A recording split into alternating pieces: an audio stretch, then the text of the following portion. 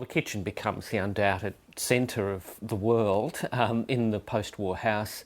One of the great things that happens is that the stove and the fridge go from cream to white. And this is new colour change. Stainless steel sinks are now de rigueur. They're common as opposed to being something of a novelty during the 1930s. And you have an increasing focus on the kitchen as not only the, if you like, control centre for the house, but it also becomes increasingly the social centre. And so you have the kitchen having direct access, open access to where meals are served, as opposed to a separate dining room. It's in this post-war period that the idea of the kitchen dining room becomes a unified space. The kitchen dining room family room becomes a unified space, and it's what we know as incredibly common today, of where we live, we also eat, and we also cook. And that notion, which we take for granted, is really a post-war invention. There's no doubt that after World War II there was an incredible reassertion or reconfirmation of traditional gender-based division in the household. Dad went to work, Mum stayed at home in the kitchen, and that was, if you like, some might say quite a regressive step, when during the war many women were able to enter the workforce with ease because many of the men were overseas in military service. So after the war, when you have this need for the re-education of returned servicemen, incredible housing shortage, an amazing baby boom that's about to take place, the gender-based divisions of work and labour really reassert themselves. And I think that that's actually accentuated by the kitchen becoming this sort of centre of consumption for the house, and also the rise of television. The home becomes a private entertainment centre as well as the sort of private consumption centre.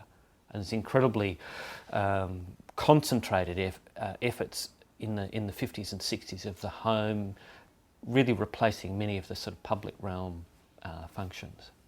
I think this increase in consumption meant that there was an increase too in home entertainment. So you had living rooms that opened onto back gardens, and the rise of the swimming pool, not as being a luxury item, but something that the middle class could afford. And you had progressive dinner parties at home rather than dining out, and these were probably competitive progressive dinner parties. But you also had this idea of home entertainment being indoor and outdoor, so that you could go from the living room or the family room to the outdoor patio, and there wasn't this, if you like, neglect of the backyard. It now became a back garden. And so the rear of the house now looked directly onto a garden, and there was direct interaction, rather than it being where the laundry or the back door, you might have had an outdoor toilet, for example. These were often at the back of the house in the 1930s. No longer in the 1950s and 1960s. You had your private home entertainment outdoor space at the back as well. The kitchen really saw gadgets like Magimix, the Mixmaster, and so on, and these high-tech objects, new forms of toasters.